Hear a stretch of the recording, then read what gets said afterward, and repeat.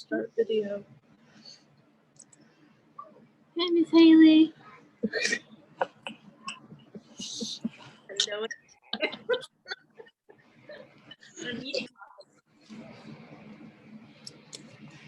We need like some kind of backdrop up here. I know. Why? Hide. I know. I just changed my shirt. Oh, I didn't sign the voucher yet. I wonder who's watching us live right now. Well, Mark was just on here, but then all of a sudden it went to a picture of him.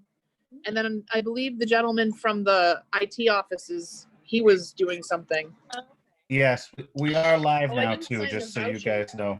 We're live. I wonder who's watching us live right now. Well, Mark was just on here, but then all of a sudden it went to a picture of him. And then I believe the gentleman from the IT offices, he was doing something. Yes, we are live now too, just so you guys know. We're live. I wonder who's watching us live right now. What's going on? Hey, Miss Haley. Then all of a sudden it went to a picture of him. And then I believe the gentleman from the IT offices, he was doing something. Yes, we are live now.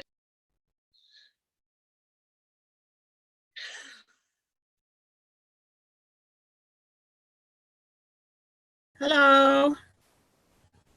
Start video. It won't let me start video.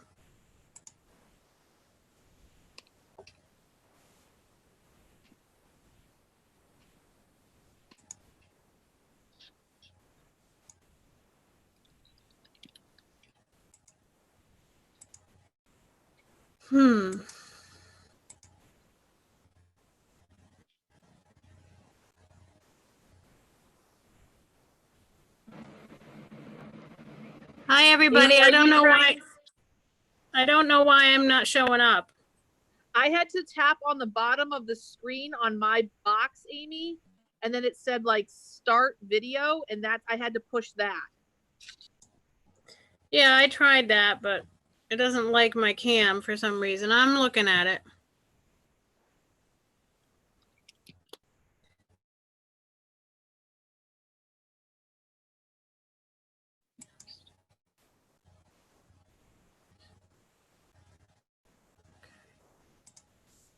See if it'll let me do it now. No.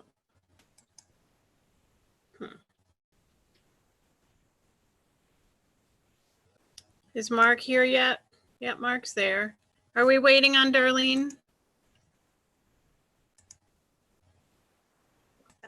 There we go. Sorry about that. Okay, Amy? Yes. Okay, we've got Amy, we've got Carrie. I'm not sure, I see Haley. Is that Darlene with the island picture? Is that a? No, that's me, Mark. That's just, and I'm gonna stay muted and keep the camera off. Well, Amy, it's 10:04. What would you like to do? Because we're at our start time. Would you like?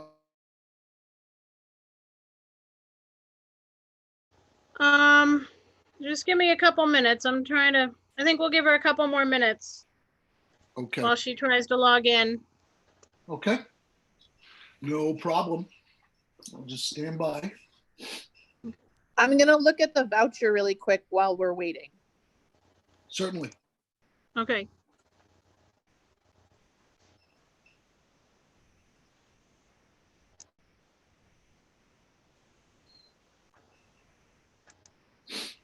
I mean, I don't know if she's having, but if somebody wants to text her, if we can help her, that'd be fine. The other thing is too, it's your call, but you do need 2 board members. You got out of your 3. So however you'd like to proceed when you're ready to get started. She's trying to get in. She said she's waiting on the host. Okay, Josh, that might be the person that we were talking about. Is that the Audrey Grace or Grace Audrey or Josh? That's probably I'm her. wondering. Yeah, Yep, I'll let him in. Yeah, let him in. That's her. Yeah. We can Okay. always remove people if we have to. Sure. Thank you. There we go.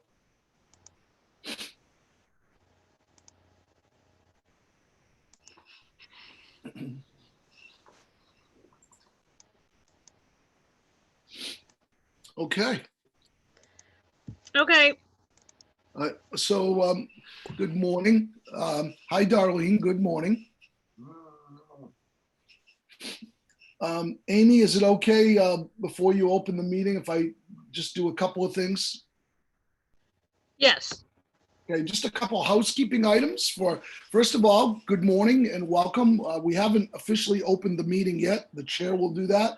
I want to thank everybody just before we start, before we open the meeting, for your patience. This is uncharted and new territory for us. I want to give a shout out to our technology department, Josh Young, our tech coordinator, Wendell and Selena. They did a phenomenal job. So hopefully this goes off without a hitch. I also want to emphasize that this meeting is being recorded. It will be streamed live. And so all protocols are in place for public meetings.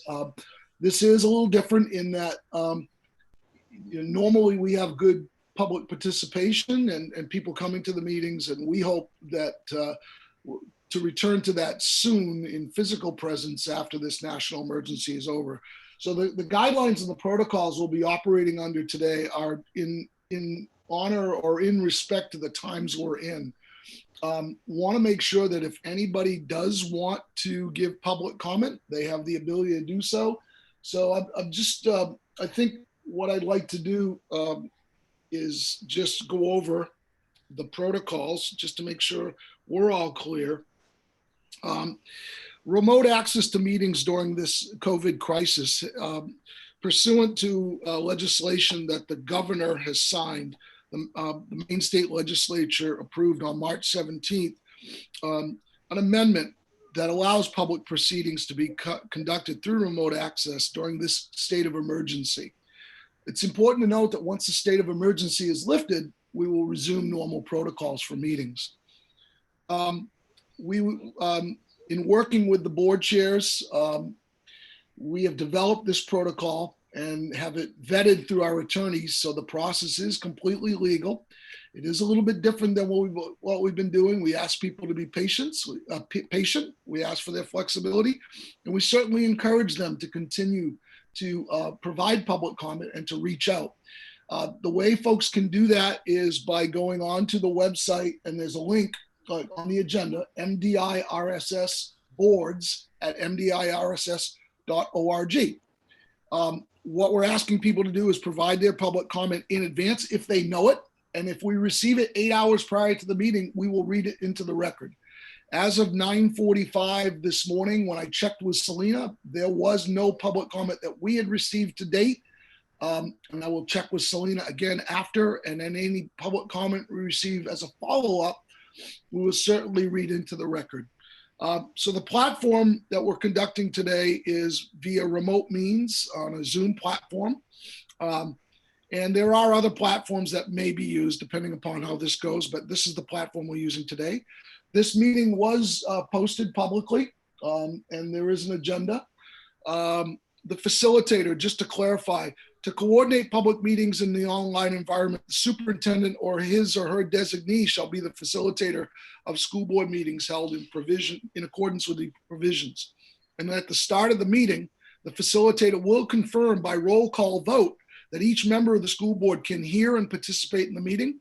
So I will do that as soon as I'm finished these comments. And the facilitator will read all items appearing on the agenda, and all votes will be by roll call. Just a clarification, the superintendent is not running the meeting. The chair runs the meeting. I'm facilitating and just making sure that the roll call or any motions or votes are taken accurately. So that is my role. It's not to run the meeting. The chair still oversees the meeting. General public participation, members of the public may be afforded the opportunity to view or listen to the meetings live, online, or may listen by phone. And again, if somebody's having internet trouble, I will double check with Josh, but my understanding is this will rest on YouTube so they can go back and they can see the meeting if they have any questions, but it is being recorded. And they can certainly listen live or online. Due to the constraints of the virtual environment, the public comment portion of the meetings are amended as follows. Members of the public may make comments. And again, as I indicated, please, insofar as possible, submit the comments 8 hours prior so we can read them into the record. If not, we will do that as a follow-up. So those are the protocols. And then what I'd like to do with the chair's permission is she can call the meeting to order, and then I will then just do the verbal check of board members to make sure everybody's present and they can hear. Amy, are you all set to begin? Yes, I'm ready to call the meeting to order. It's Okay. 10:11, and I apologize for not being able to be viewed. I can't seem to turn my camera on, so thank you all for coming. Thank you, Amy. Thank you, Madam Chair. So at this time, I'd like to call the roll. Darlene Sumner. Darlene, I see you. Can you just give me a thumbs up that you're present? Can you hear? Okay, thank you, Darlene. Carrie Alley. Oh, I'm sorry. I had it on mute. I apologize. I'm here. That's fine. That's fine, Darlene. Okay. Carrie Alley. Carrie. Here. Present. Thank Oh, you. sorry. And Chair Amy Palmer. Yes, I'm here. So all school board members are present and have indicated so, and that we're ready to proceed, Madam Chair. Also in attendance at this meeting is Superintendent Mark Gauss and Principal Haley Fenton. And then monitoring remotely is our tech coordinator, Josh Young. Josh will not be participating, but he's available for technical support. At this time, I would like to read the items that are on the agenda. Again, it's posted publicly. We have, and we will come back to these items, but I just want to make sure that we have everything in order. That we have an approval of the voucher. We have an approval of minutes. We will have a public comment period. We will have reports and updates. A discussion item on the school calendar. Action items on the school lunch program. Nomination and election of a probationary teacher. And then certainly any other business the chair or the board would like to conduct. And we have a board member training and professional development session to follow. And so, Madam Chair, I'll turn it back over to you for the first item, approval of the voucher. Okay, so we received the voucher by email this morning and yesterday too, I think. Yes. Take a minute now to just review it and sign off on it.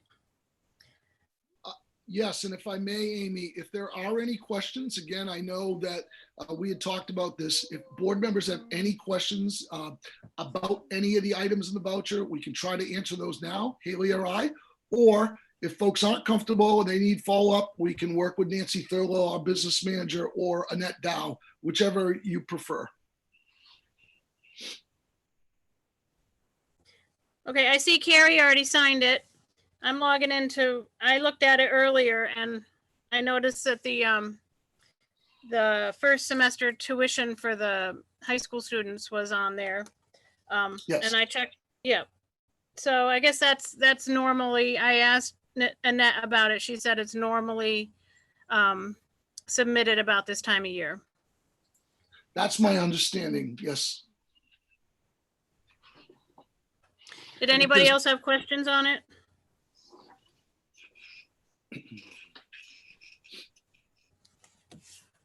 Okay, so I've just signed it. Darlene, are you good to sign the voucher too? When I go in, my problem is I'm not exactly, I did it before and had trouble because it ended up being like somebody else's name. So it only requires 2 signatures, right? That is correct, Darlene. And if you'd like some help, if you're having trouble with that, okay, sorry. No, you're fine. I do. And I think Amy and Carrie were going to try before all this happened to sit down with me and help me figure out the process. Because when I've logged in before, it's been like somebody else's name or my name's ended up being on their phone. So I've just tried to avoid it until we can sit down and figure out what I'm doing wrong. So our tech person, Josh, is listening in. So we'll work with Annette Dow also and to try to get that squared away for you, okay? I'm sorry, I'm not technical savvy. That's all it is. It's my fault. Neither am I. I'm not technically savvy as well, but we'll get that squared away. But Okay. You are correct. We need 2 signatures, and if you folks are comfortable with that, then you can move forward. Whatever we can do to facilitate it, let us know. Okay, so we're gonna move ahead to the approval of the minutes from the February 28th meeting. Yes, and so, Madam Chair, they're attached to the agenda, and, we would need a motion to accept them, a second, and then discussion if you have any questions or amendments. So you need a motion from a board member, please. I can Can I make have a a motion to accept them. So we have a motion from Carrie Alley. Is there a second? I second.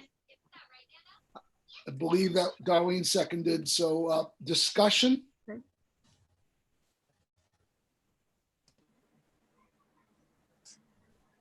Amy, I don't see any discussion on Okay. this, and so a vote would be in order to approve the minutes of 28 February.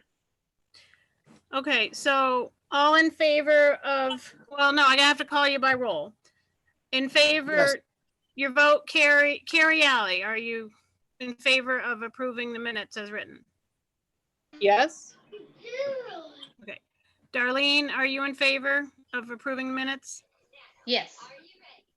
Okay, and I vote yes too. So you have a unanimous approval. Thank you. Okay. Um, Okay, the next item on the agenda is public comment. Mark, you And- already said we hadn't received any. Not to date. Again, there may be some that have come in since this call started, and if there is, we will read it into the record at the next meeting, but that is correct, Madam Chair. Have any of the board members received public comment that you'd like to share? No. Okay, then we're gonna move on to reports and updates. So the first one is the principal's report. So I'd like to hand it over to Haley. Not much going on, right, Haley? Oh, just a couple things. So I guess I'll just do a little summary and then any questions that board members have. So as you know, we have launched our virtual school. Leading up to that launch, during the 2 weeks of planning, our entire staff was meeting 3 times a week, collaborating, working together, working out the kinks, really working well together. And now we're on a one time a week schedule where we just debrief, again, work on plans together, make sure that everything is going as best as we can make it go. So after the first week, I did, as you all probably saw in the newsletter, I sent out a survey for parents, getting some feedback on the number of live sessions, the number, the amount of screen time and whatnot. So we received some feedback that we were able to address one-on-one with families. And overall, every single person who completed the survey, we got 7 responses, all answered that they felt remote learning was going great. The options were great, okay, or it's not working for us. And everyone who answered the survey said that it was going great. So that was a huge relief, and really excited about that. It's been awesome. We see the kids every single morning at morning meeting, and they're all kind of plugging along through their schedules and their menus and their assignments. So they're all doing a really great job. We received a grant for the lunch program, which I also shared out in the newsletter. And just this week, the food service people have told us that MDS will be able to provide breakfast and lunches and send them out on the mailboat for families who are interested. So a sign up for that will be going out on the next newsletter. And for the buildings, no update on Ashley Bryan. Ingrid has fuel scheduled, a delivery scheduled at Longfellow coming, I think, in 2 weeks. And that's sort of what I have for right now, but I'd be happy to answer any questions. I also have some information to provide, Madam Chair, as soon as the board is done. If they have any questions for Haley, I have a few items to update the board on as well. Does anybody have any questions for Haley for the principal's report? No, I do have a comment. I was scared to death of this remote learning, and you guys have done a fabulous job. Thank you. Thank you, Darlene. You guys are just doing an amazing, absolutely amazing job doing all of this. Thank you so much, Thank Karen. you. Amy, may I add a few pieces? Yes, please, So Mark. on that note, so first of all, it's good to see you all, and I hope your families are all healthy and safe.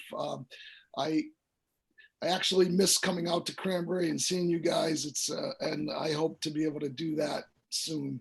I really appreciate your support, your flexibility, and your comments. And I will say I'm very proud that the first school committee meeting we're having in the AOS with these protocols is with Cranberry. So you guys are trendsetters, and I appreciate you taking the lead.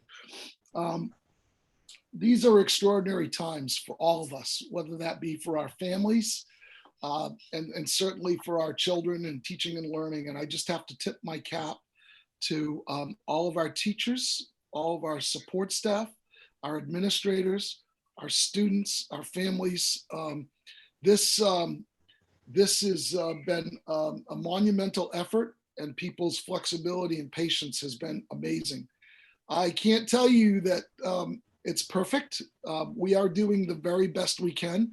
And the one thing that's helped us is when people reach out to us so that we can try to problem solve. It's uncharted water and new territory for all of us. And I want to emphasize that schools are in session. I hear sometimes people say schools are closed. Schools are not closed. Learning looks different. And in saying that, I think we all know, especially you as parents, that teaching and learning is going to look different. We can't replicate the classroom, but we are doing the very best we can. And we all have to recognize too, I know there's a lot of anxiety and fear about where kids are at and the supports. The one common denominator we have is that we're all in the same place and we're all in this together. So when we come through this, the supports that we need for children to bring them to the places they need to be will be there for all of our kids, and we'll navigate that together. With that, there's been a lot of confusion around what the governor and the commissioner and what schools are or are not doing. So let me try to give you a brief version of where we're at.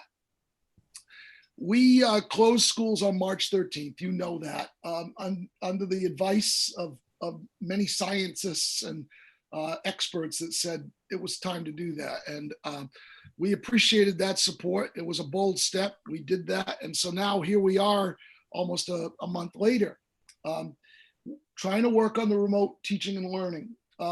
It's been the hope of everybody that we can have a return, a physical return to our schools. The reality is that no individual, no person is really going to determine the timeline of when that happens. The virus will determine that timeline.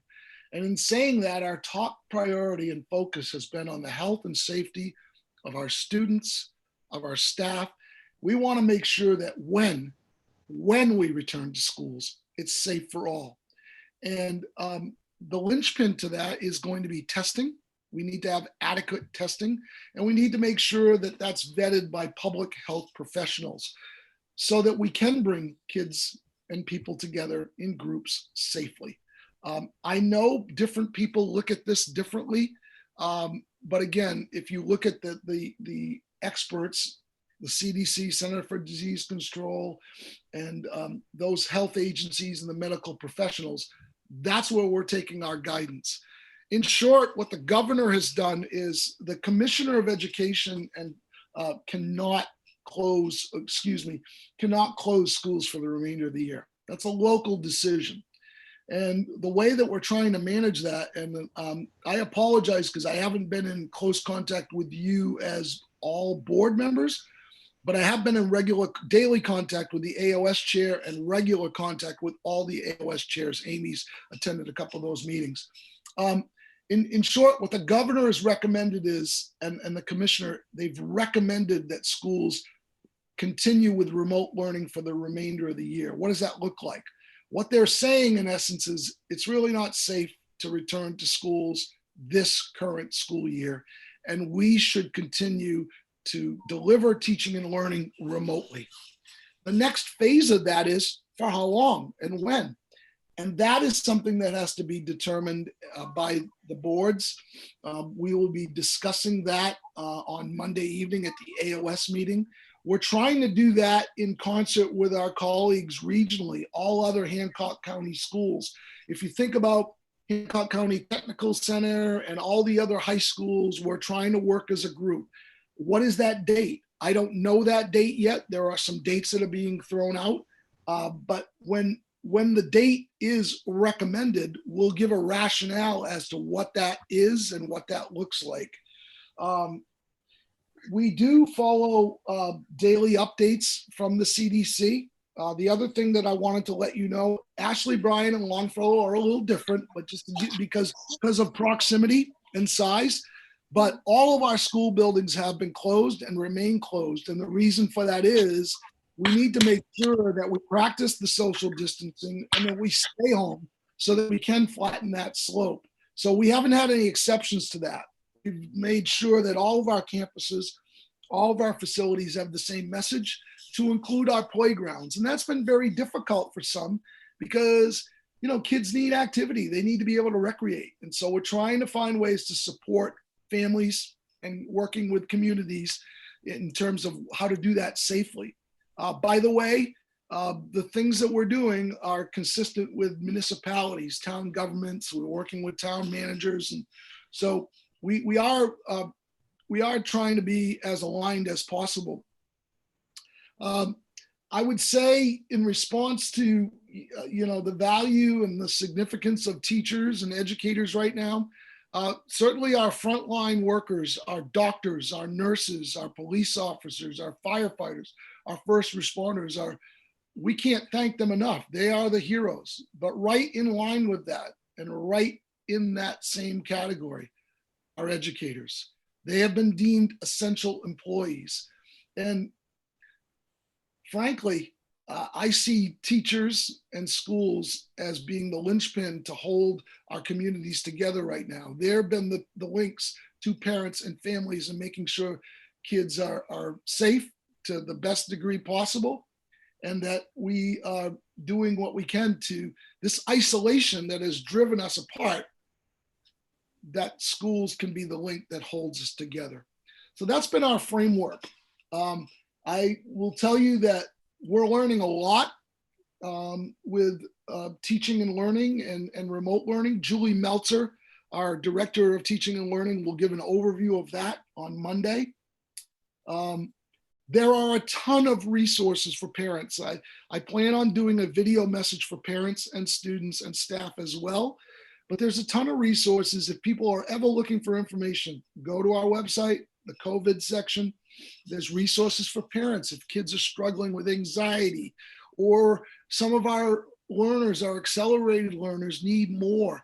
Please reach out to your teachers and the principal. And also the Maine Department of Education website has links for free access to programs that can help accelerated learners and support. So I think what we're trying to do is not assume anything.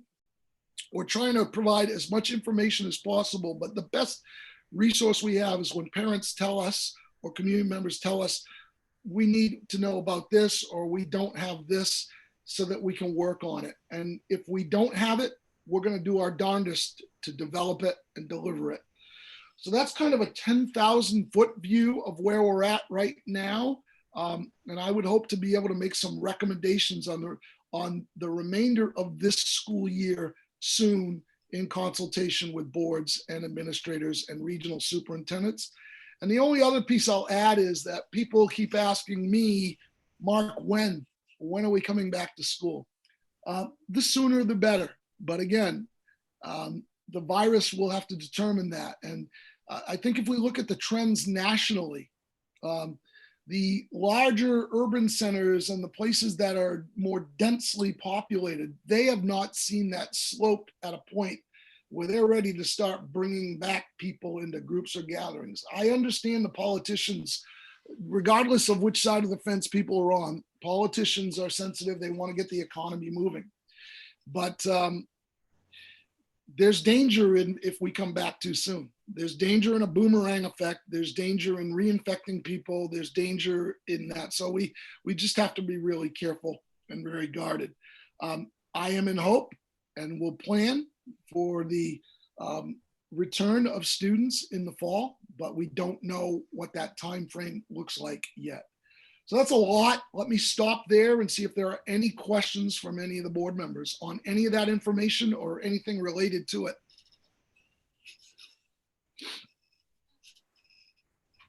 So Mark, I believe you said that the school buildings and the playgrounds are closed?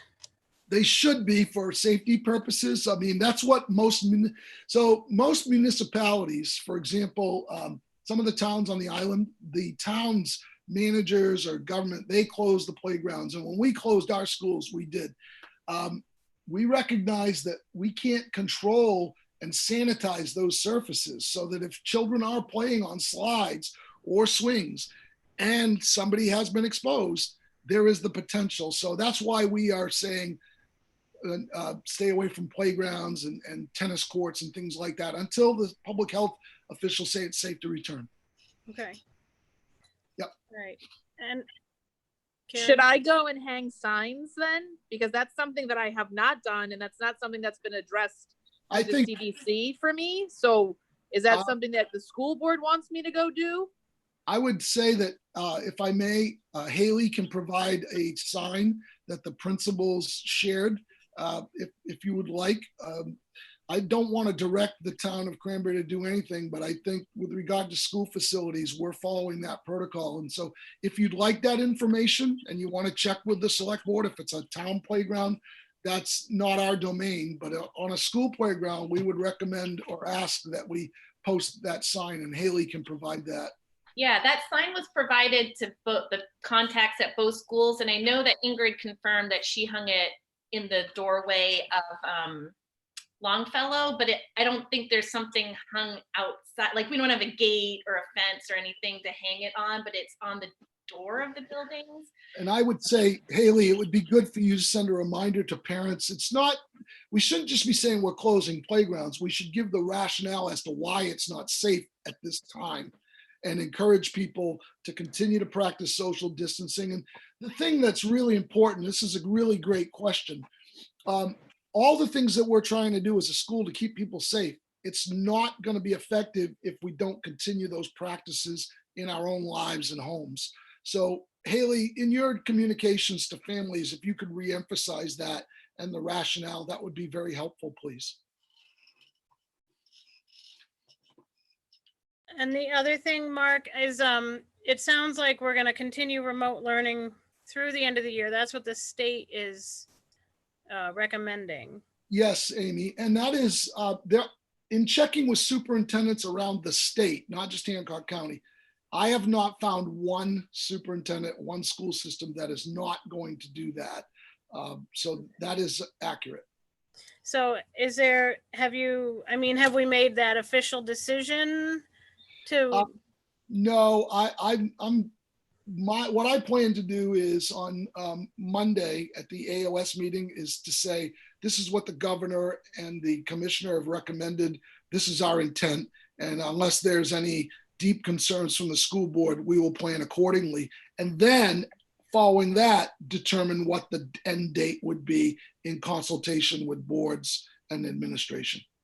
So basically there will be a decision made on Monday at the AOS meeting. And then from there it goes out to the boards. That would be my recommendation, Amy. In talking with Heather, I think what we're planning to do is to say, look, everybody, we're all recognizing that this year will be remote. I don't think there'll be a vote on an end date. I think we have to look at that with all the board chairs. And again, I will not be unilaterally establishing that date. I'll be working with boards and board chairs. Okay, but we shouldn't vote on anything today. I would not recommend it. No, I think right now we're in a holding pattern, and people know that we're out at least through May 1st. They know that. We can provide more clarity very soon. Okay. Okay. Does anyone else have more questions for Haley or Mark as far as the principal and the superintendent update? Can I just add one thing, please, Amy? Yes. I want to be sensitive to food insecurity. This has touched all of our lives, member of my own families, and everybody needs to feel comfortable reaching out. This virus doesn't know any income strata, any race, any religion, any creed. If people need help and support with food or resources, we can do that very confidentially, and we want to know, we want to help. So let us know. And if it's not one of us, Haley or myself, let a board member know. And Barb Neely, the principal at Connors, has been heading up coordination of food efforts with food pantries. And, I talked earlier about the fact that our number one priority has been health and safety. Our number two priority has been food and food's insecurity issues. And third, it's teaching and learning, in that order: health and safety, food, and teaching and learning. We got to take care of people. So if there's a need out there, please tell us. We want to support all of our families. Thank you, Mark. Amy, can I add one thing? Yes, please. This is a sensitive topic, but we'll delve in. But Cranberry continues to lead in a lot of ways.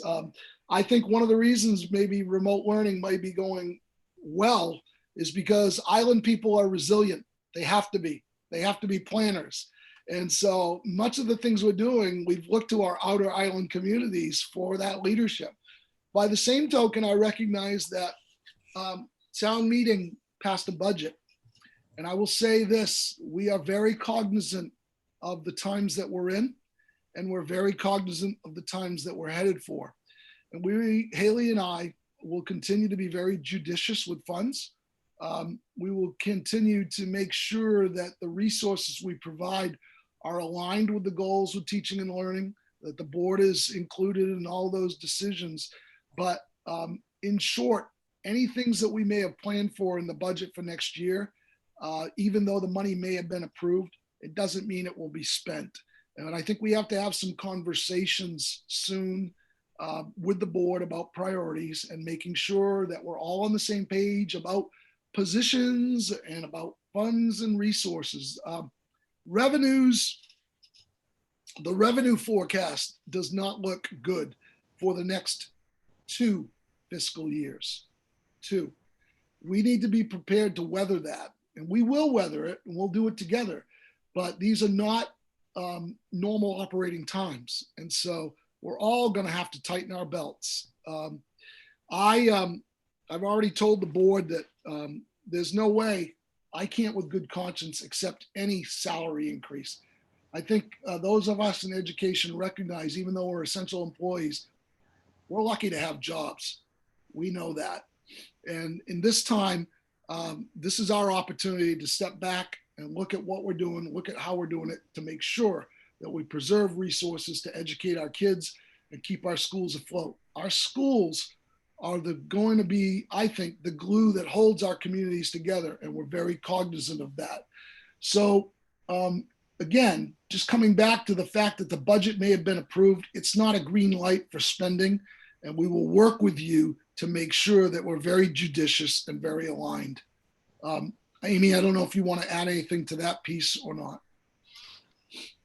I don't really have anything at this time. Yeah, I mean, I think a lot of towns haven't done their town meetings, so they haven't had a chance to approve it. Yep. One other thing I wanted to mention too, because Haley brought it to my attention, the elevator. So where are we at with that? I don't want anybody to assume that because of COVID, this is or isn't happening. I think the one thing I've said is that if people have a question, just ask it. Don't assume anything. So I want to squelch any notion that we're not going to be ready to return to Longfellow. We're going to be ready to return to Longfellow. I don't have any indication that the elevator or the lift will not be ready. I don't have any indication. We are just waiting for the weather, or waiting for a barge, and we're waiting to complete that. So I want to make sure folks know that we're still geared up for that eventual return. And that was the only other thing I wanted to include in the update. If we do get information on a delay or any type of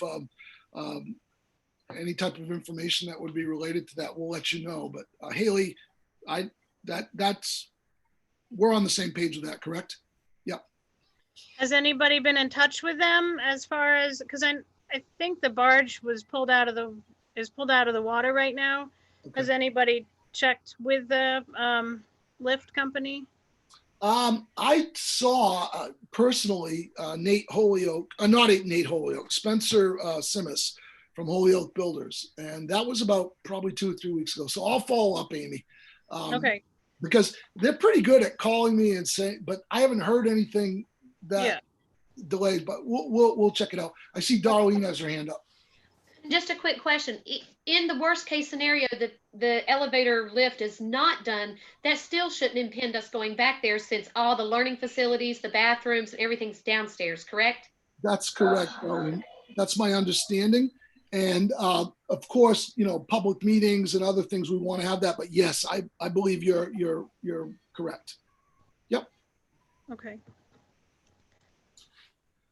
Well, that's quite a bit of information we went through, but I want to also encourage the board, if you do have questions, please reach out. You don't have to wait for these meetings. You can email us or certainly anytime where we don't want you to feel that you have to wait for these meetings to ask questions.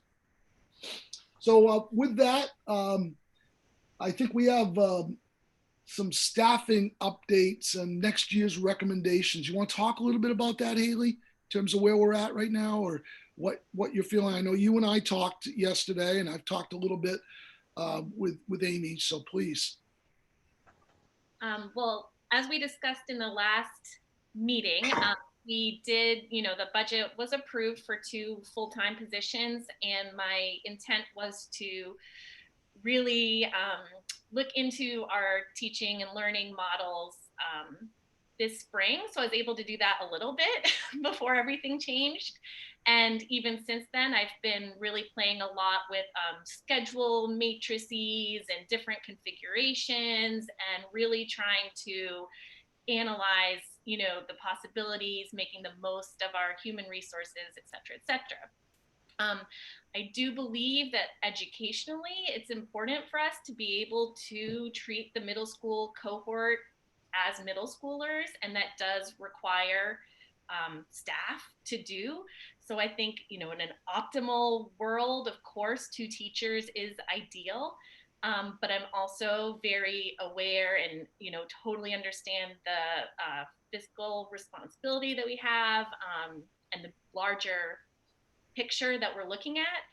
So right now we're sort of in a place of like waiting and seeing what happens even over the next couple weeks, what the forecast for the fall is.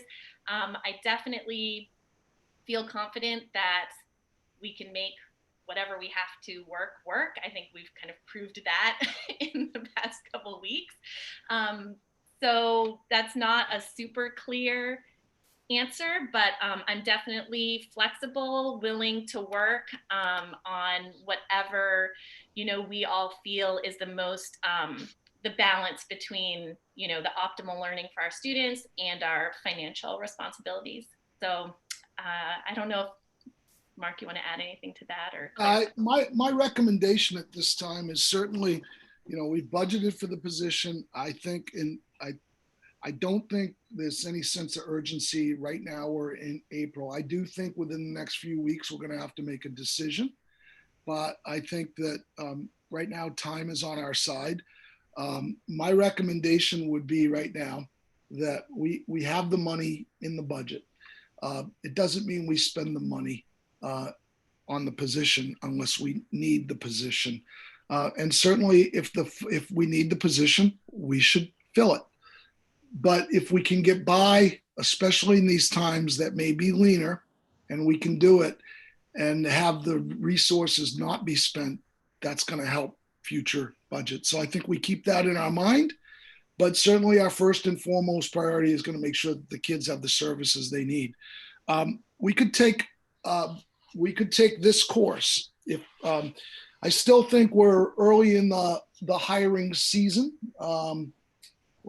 but we're getting to our point where we want to start making a move. So there's a couple possibilities here. You could advertise the position. I'm not saying today, and we could assemble a candidate pool and do interviews. But when we complete that process, if we have a candidate and there's a nomination, that's when it triggers a contract. So we might want to wait, as Haley indicated, a couple more weeks, maybe revisit that. But I think by May, we're going to be needing to make a decision. And so I think what I'd say is let's let this play out for at least the next couple of weeks before we go out there and start advertising the position, would be my recommendation. Okay. I kind of feel like, in order to just to keep our flexibility, and I personally think we should fill that position, or at least intend on filling that position. Okay. That's how I feel at this time. Okay. We really don't know what's going to happen in the fall. Okay. So yeah, I'm okay with waiting and a couple more weeks to really decide.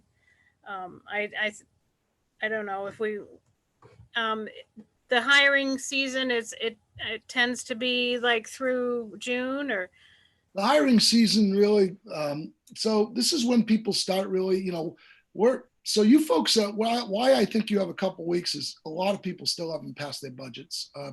I do think, and let me just say this. Thank you, Amy, because I don't want to take resources away from kids, and I'd like to see it filled.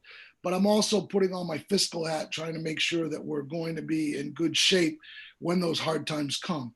Mhm. That said, I do think in a couple weeks, if we move forward, we advertise, we'll get a very healthy pool. And the reality is there are some communities that may not be in a position to do hiring, and that may in fact help this pool. So I think probably by the end of next week, at a minimum, you and Haley and I should have a conversation. And then if we want to begin the process, we're ready to go with the process. That will not be a problem. And we can determine, which board member or members and all of that. But similar to the process we used previously, if the board was comfortable with that, we can use that as well. I think we can have a quick turnaround time. So Mark, just to clarify, if we do want to go ahead and advertise and start interviewing, that doesn't require a vote beforehand. No, if you want to if the board feels that strongly that's important, and you don't need to vote, you can just direct us to go ahead and post it and start the process. And that, again, it's just our job to recommend. If the board wants to move forward, we'll do it on your timeline. Okay. All right. Is there anything else for staffing updates that we should be talking about? I don't have anything at this time. I don't know about you, Haley, but information changes almost. It changes daily, if not hourly. So I don't have anything else at this time, but I'm sure there'll be more coming very, very soon. Are the subs that we had lined up, the long-term subs, we were gonna switch at a certain time? Is that still? Are they both still sticking with what we had talked about earlier? Yeah, so today is actually Miss Lauren's last day, but Miss Audrey is all geared up and ready to start on Monday. We've worked closely this week to transition over to Miss Audrey, and the access point for the students will not change at all. We're just renaming the folders, so it's going to be seamless for the kids. It's just going to be a different teacher plugging in the assignments and information and stuff. And Lauren is going to continue to be involved with our science programming, because we had connected with her to do our science intensives that we're now not getting to do the spring version of that. So she's going to continue to do a little bit of science programming for us. So yeah, we're all set there. And, the PE position is just the only position that we just never had any applicants this year. It's remained open. So I think, as we are still sort of mulling over these staffing and models for the coming year, I think I might talk to, just try to be creative. Is there a way that we can kind of, I don't know, get that need met, or combine positions, or something or network with other schools or whatnot, because we're just having a hard time, filling those very, very part-time positions. Okay. All right, thank you. And then I guess if there's nothing else for staffing, let's move up to the update on the TLC trip. Have we heard from the TLC? Have they canceled? I suppose. Not officially canceled that I know of, but obviously my recommendation is that we will not be going on a field trip. I can't imagine that that's still in queue, but yeah, so we at this time do not have plans to attend that field trip. Okay. Do we need to do anything since we approved it and we're not open now? I mean, we're doing remote everything, so. Mark can probably answer that, but I don't think so, because it was approved like pending administrator, like, Right. So, because we had to make sure all the chaperoning and all that was figured out anyway. So now that we're not recommending it, I think we don't have to. Yeah, so the board approved it, but if you don't go, you don't need to take any action. Okay. I mean, you're good to go. Okay. All right, if that's it for reports and updates, we'll move on to discussion items. And we've got the 2020-2021 school calendar. You guys all received that in the email? Is this a draft, or is this something that we should, well, we're discussing it, so. So the calendar, what we tried to do this year, just to, if I may, just give you an overview. Yes. When I came on board, I was really dealing with, I report to 11 boards. I think we were dealing with about 6 different calendars. And if you can think about that for a second, school identity and community identity is important, but it's really hard as an AOS to try to plan professional development for teachers and activities for kids. So what we've tried to do is align that. There are still some nuances here and there, but really for the first time, we were able to work with all the administrators to get everybody on the same page to say, what does this look like? So this represents, correct me if I'm wrong, Haley, this represents that work. Haley was included in that. We had teacher input. So I'm looking at this iteration. I want to make sure that Selena attached the one. Haley, is that the one that we talked about that we were all trying to follow for the AOS, correct? So yes. And so Amy, that's the process. I don't know if any board members have any questions or feedback or comments or concerns, but that's what we tried to do.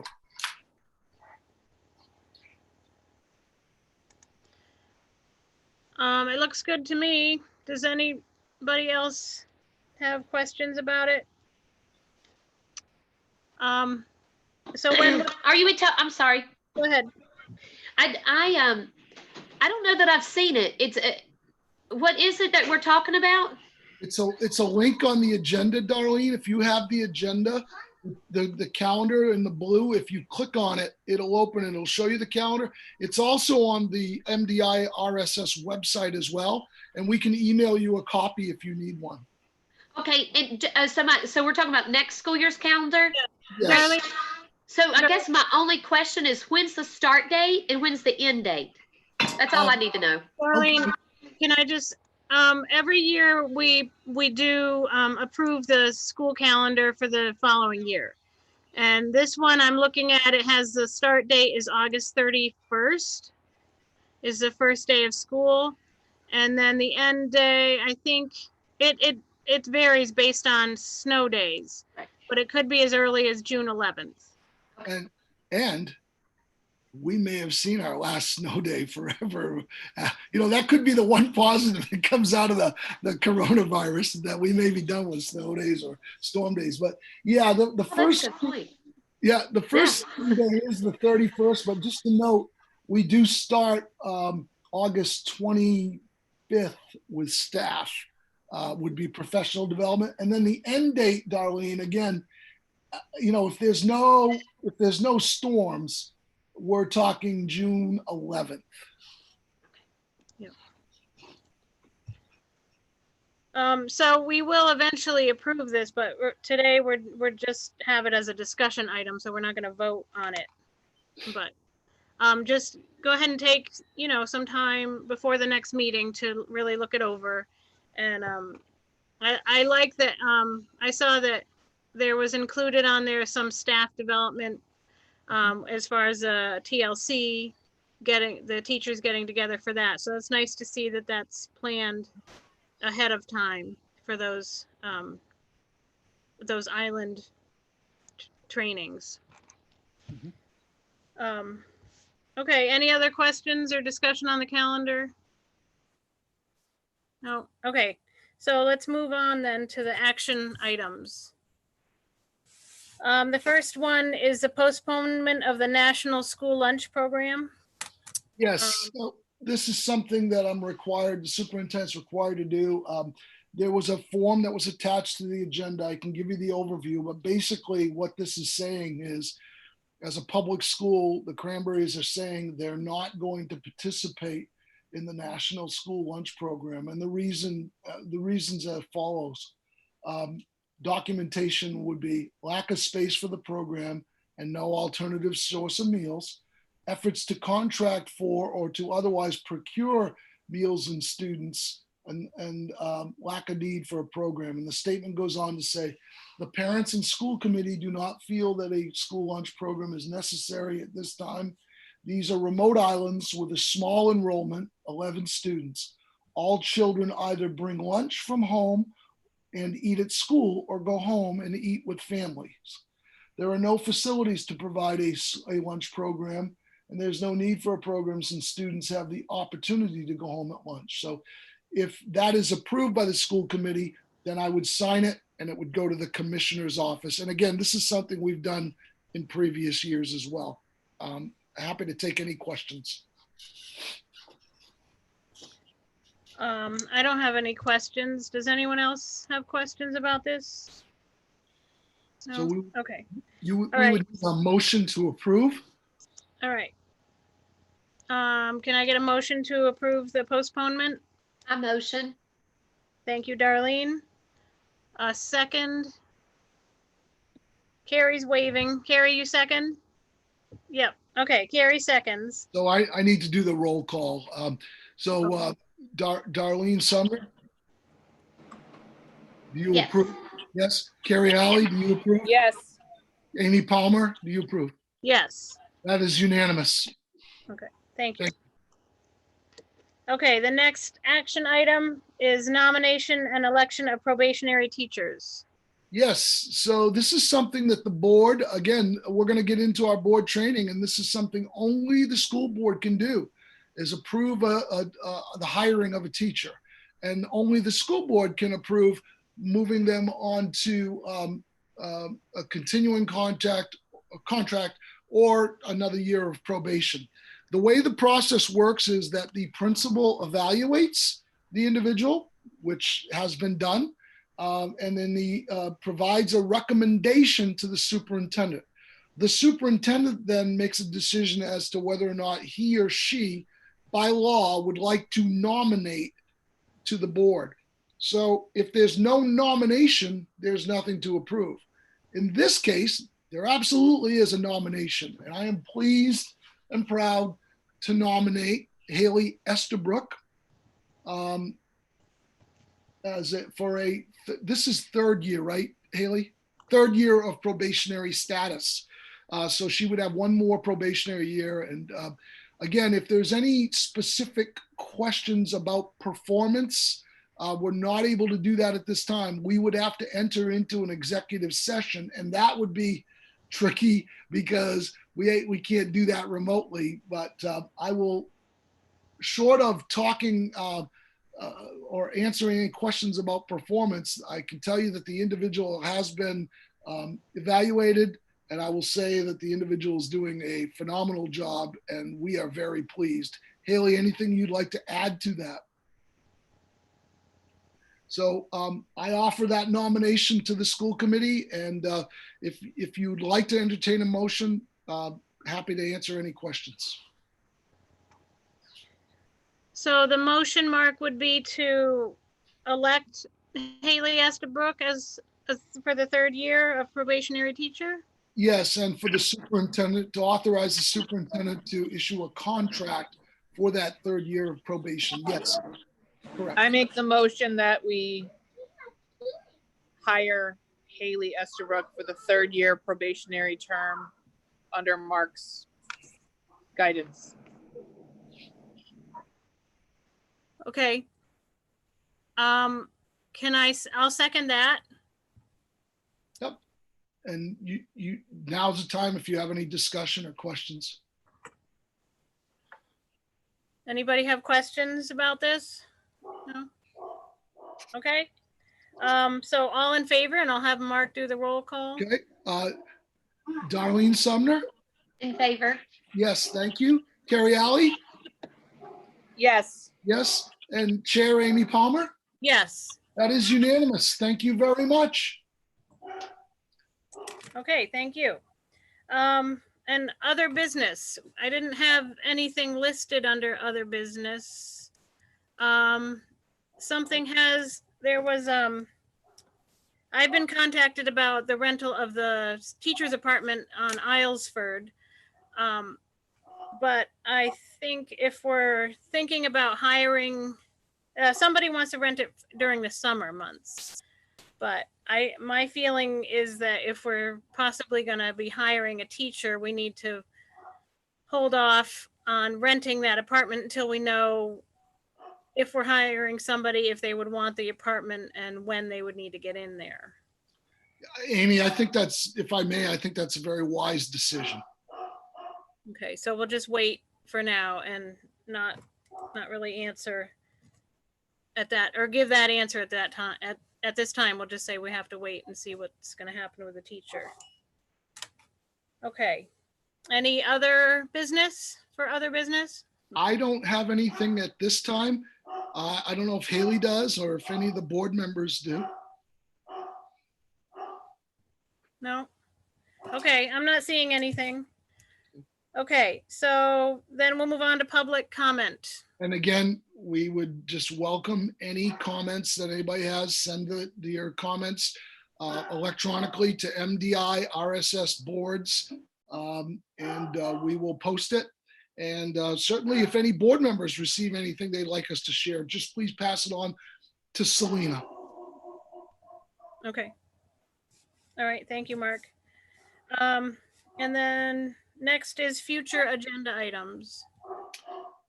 Certainly, you know, we're going to take our guidance from the board on the position, and certainly anything that might come up with revenues or budgets. We want to make sure that we maintain excellent relationships with the select board and the community. And then, you know, what will be coming of remote learning for the remainder of the year. So I think we're going to have quite a few updates, and I think we should plan. We have it down for Friday, May 1st for our next meeting, but it certainly could be sooner if necessary. And anything any board member would like to discuss or have on there, we can include. I think we should do another lift update too. Yes. Okay.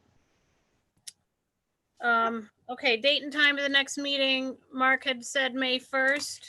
Yeah, and that's subject, obviously, to your availability, and Haley and I will work around your schedules, whatever works best for the board. Okay, so that's the first Friday in May. Do you guys want to go ahead and plan on that day and do another remote meeting? Yeah. Okay. Let's put that down as our intended next meeting day. Amy, may I ask a question? Yes. Thank you. Just before we go into the board, has this worked okay for everybody? Has everybody been able to hear okay? Okay, good. If there are any difficulties or you hear of anything from the community, please let us know so we can pass on to our tech department, because we're really trying to make sure this is as transparent and as user-friendly as possible. Thank you. I do have one question. Is there an option to add a call-in number in addition to the YouTube for those who don't maybe have internet or don't know how to work it? To listen, Darlene? Yeah, just to Yeah, listen. I think there is, and I'll double check. I think there was on there, but I'll follow up with Josh so that we Okay. can make sure people know both of those. I believe there is. And when we ask for public comment, if we have to do it this way, is there a mail, somewhere they can mail their comment Yes, rather than email it or anything? they can certainly mail it. If they do it that way, it'll take a little longer. If they want to share their comment with a board member, they want to email that, we can do that. We could scan it. There's a whole host of ways, but yeah, If we could just add for a section for those who don't Sure. have internet access or don't want to use it or whatever, to call this number or to mail or to share the concern with a board member or whatever, if there was a public comment. The other thing I want to remind is that we're not trying to limit people.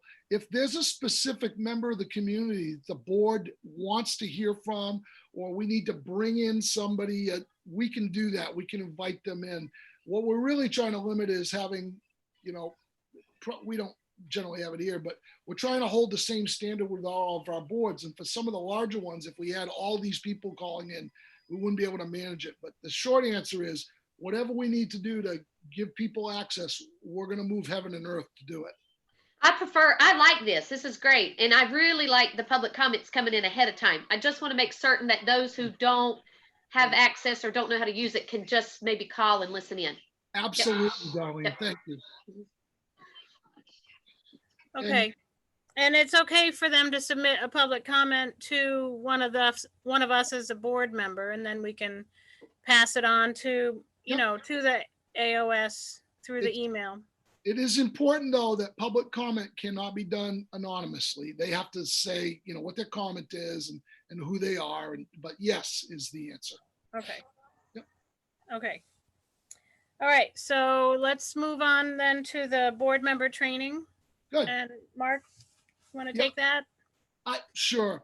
First of all, I want to start off by congratulating and thanking Darlene for staying on the board. Darlene, we're lucky to have you. We're lucky to, I've worked with Carrie and Amy now for 4 years, but I appreciate that you're serving on the board and that you're staying on. And I hope that, the relationship that we have between Haley, myself, and all of us, that we continue to do good things for children. So thank you for staying on. I don't want to read things to you verbatim, but I'm going to try to highlight some things. And then what I'd like to say is this professional development or training is more probably a conversation than anything. What I would say to you is that this isn't about me trying to hamstring a board member, because I want to be very clear in the chain of command. The superintendent is employed by the school committee, and the superintendent takes direction from the school committee. So some of the things I think is important for us to get into is the legal aspects of administration versus board and application of policy. So I'm going to try to give you that overview, and then please jump in if you have a question. This was a PowerPoint presentation that was developed by our attorneys, and we try to do this about every 2 years with Melissa Huey, only because, if you do it every year, it kind of gets a little old, but then there are new things that come up from time to time. I would like to say for board members, there are a ton of resources for you if you have a question. And please always reach out and ask a question. If we don't know the answer, and I say we, meaning myself or Selena. Selena's an outstanding resource. She's been doing this a long time. Nancy Thurlow. Nancy has been our business manager for nearly 40 years. Melissa Beckwith, special education director, and Julie Meltzer. Those people are resources for you so that you can get information. But we may not know all the answers. The other thing is that the board chair, if there's a reason for the board chair to have access to legal counsel, the board chair and the board can do that as well. So I want to make sure that folks know that I'm not the be all end all. Oftentimes I will provide recommendations and guidance. Some of that's vetted in statute, some in policy. But again, ultimate authority of the schools is by the board. This PowerPoint, I'll try to highlight. We're going to talk about powers and duties of school boards from a legal perspective, talk about conflict of interest, freedom of access, and interactions with each other, with our employees back and forth, and the community and best practices. Again, these are guidelines. So a school board by Maine state law, and according to the Maine Supreme Judicial Court, acts as a public board. What does that mean? You do not represent the town and you do not represent your constituents. And a lot of folks have a hard time with that because a select board member represents the town. Like in my former life, I was a city councilor and I represented the citizens. As school board members, you represent the school. And it's very, very clear, vetted in law as to why that is. Its members are chosen by voters, and after the election, they're public officers, and they derive their authority and their responsibility from the state for the good faith and rectitude of their acts. So what's the difference? A legislator, a state senator or a state representative or a select board member, they represent their constituents, and they are allowed to introduce, debate, and vote on laws. What's the difference between a legislator and a school board? A school board member is responsible to the state for governing the schools. And they're also responsible to the state to fulfill the laws enacted by the state legislature. In short, what the attorneys normally say is, what's the job of a school board member? These aren't my words, and I say them with all due respect, but really the job of a school board member is to make sure that the schools are well run, not to run the schools.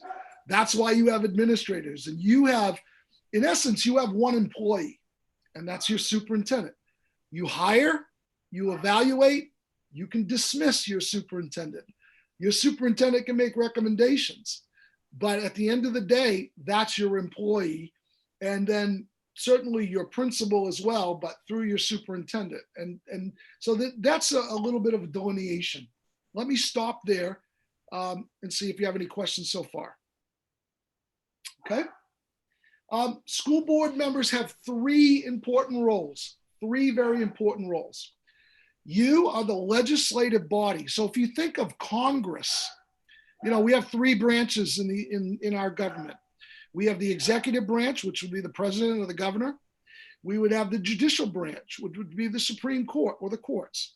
And then we have the legislative branch. That is you. You serve as the legislative body and as policymakers. You adopt policies. The superintendent can recommend policies.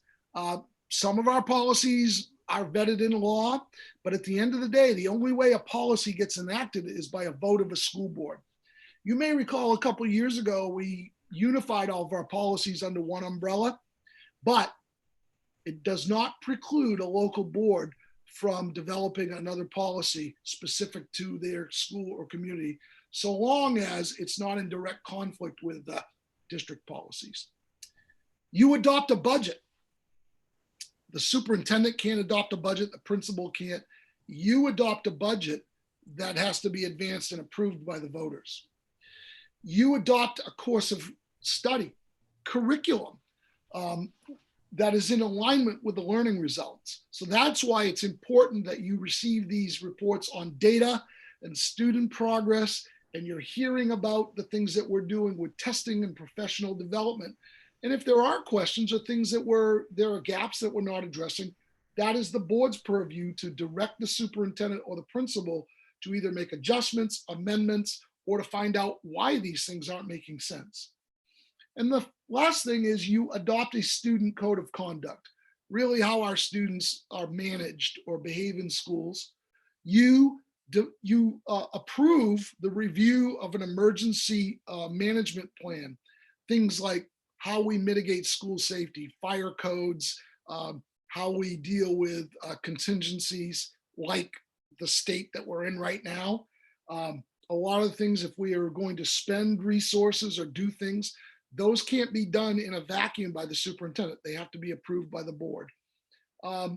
So those are the overall legislative pieces. As a judicial body, the board is the only one that can expel a student. Now, expulsion, the way I explain expulsion is this. If a student, is naughty and they give a detention, that's an administrative function. If a student is naughty and for whatever reason they have to be suspended from school, by law, the only person that can suspend a student is a principal, not a superintendent, not a board, only a principal. And the maximum that a student can be suspended is for no more than a 10-day period per offense, up to 10 days, no more. And then there are some pieces that get involved with special education. But in short, there are certain things that if a student does that are mandated by law for an expulsion. What is an expulsion? It's a permanent removal from school. And the only way that a student is expelled is on a vote and an action taken by a board, not a principal, not a superintendent.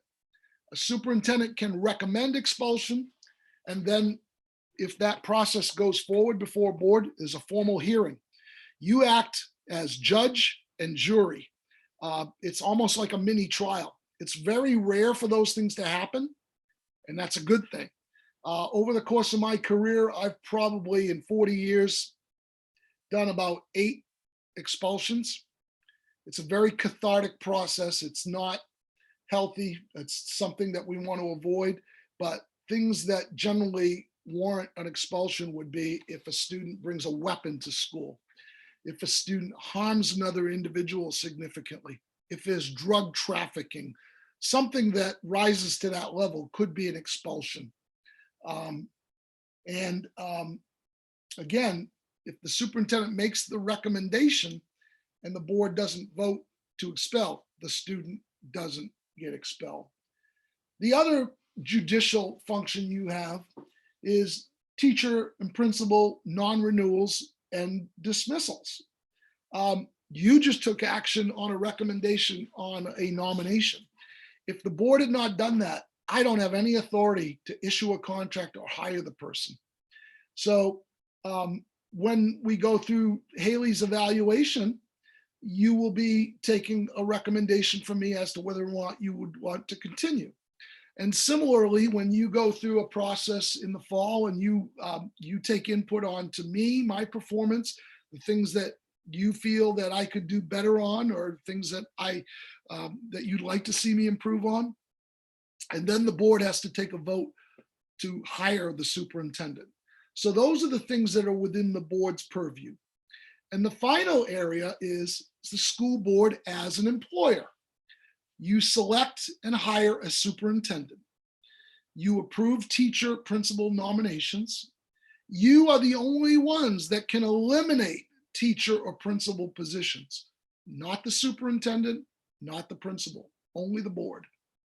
And it is your responsibility to care for the schools, management, repair, insurance, maintenance of the schools. You oversee that and direct the superintendent and the principal to do that. So those are the 3 major areas. And again, this is in the PowerPoint you received. Any questions on that area, on that? Darlene? I think you're muted. Okay, sorry, Yep. there we go. But I was muted. So I have one question. Mhm. So we're able to develop and our own policies, the Cranberry Isles policies, as long as they're not in direct conflict with the overall AOS policies? yes, and the reason for that is, Darlene, that's a good question. It's to make sure that we're aligned, and there's a document called the Interlocal Agreement that governs the AOS, and it's just to make sure that we don't have one school district writing a policy that is going to undermine a district policy. I'm trying to give you an example. Well, let me give you an example. Like Swans Island has a policy on students riding on ferries. That's not applicable to the rest of the AOS. Cranberry might want to have a policy on riding boats or, students. So generally there are things that aren't applicable to the other areas. If they are, if it's a thing like student discipline or code of conduct or graduation requirements, that's something we need to do collectively. Does that make sense? Right. Okay. Correct. Okay. Yep.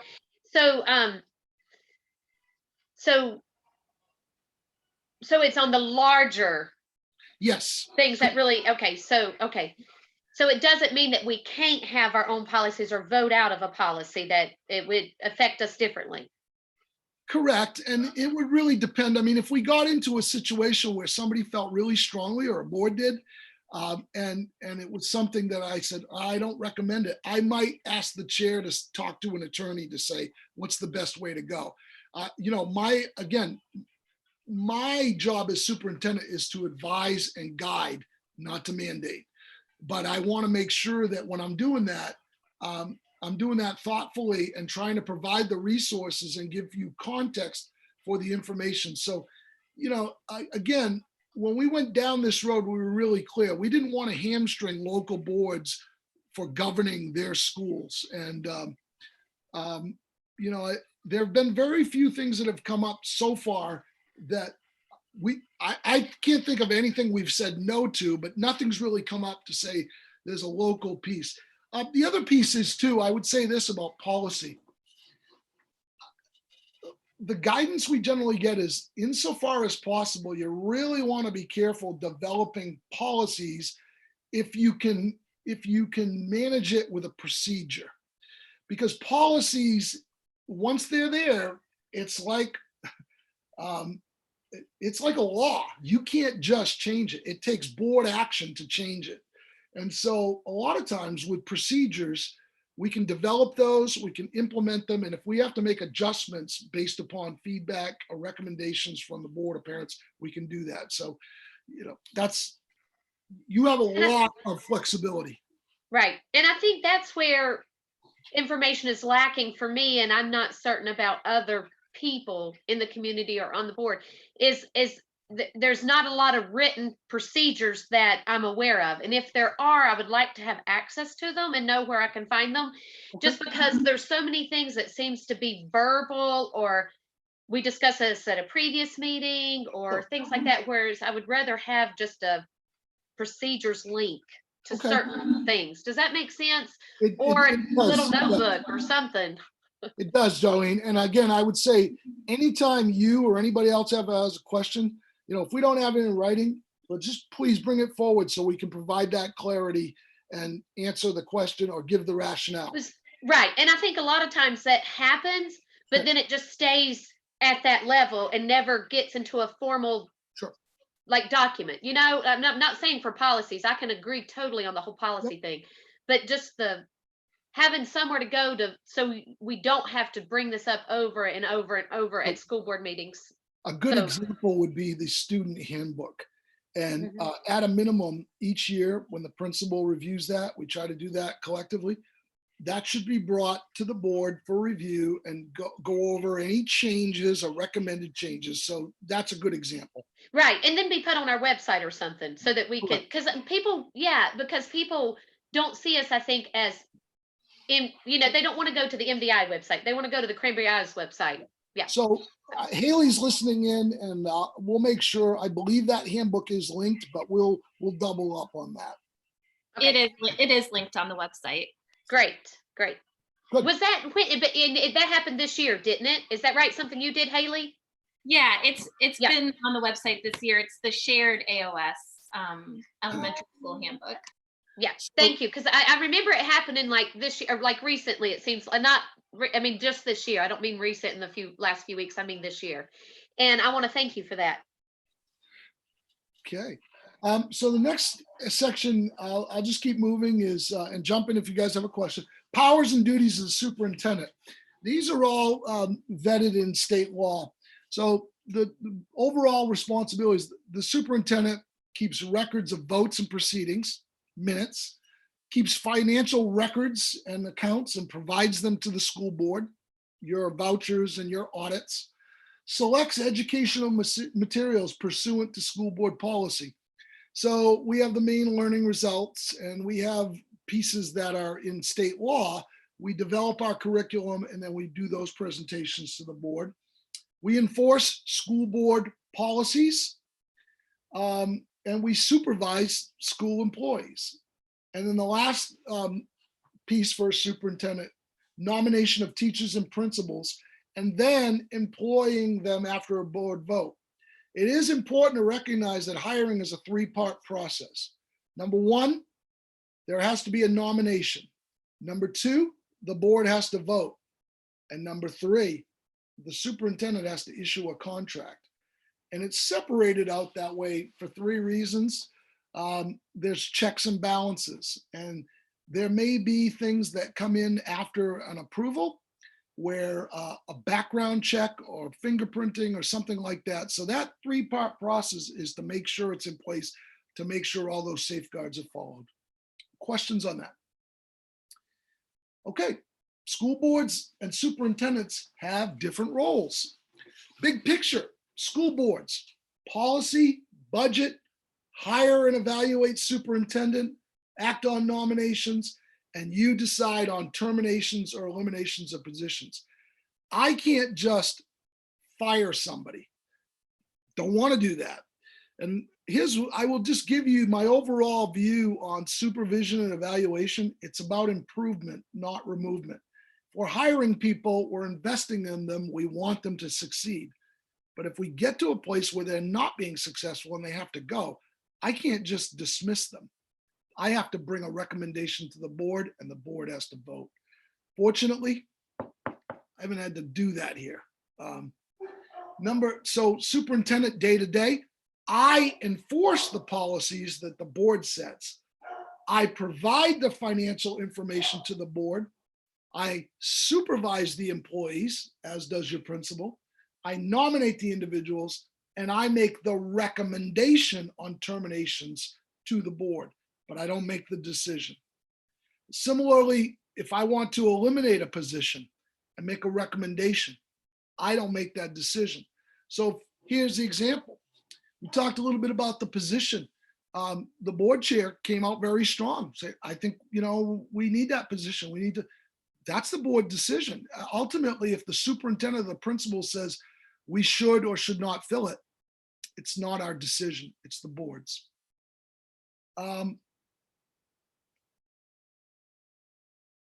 Mark, and we did receive, we had a resignation this year, and Yes. accepting that resignation that seemed to fall under your Yes, umbrella. I do accept a resignation, and that's the other thing. Yes, resignations come to the superintendent because I'm the think of it as the manager, and I report those to the board. Because if you think about it this way too, it's not even my decision. I'm receiving it and I'm accepting it. I'm reporting it. Okay. Right. Okay. Conflicts of interest.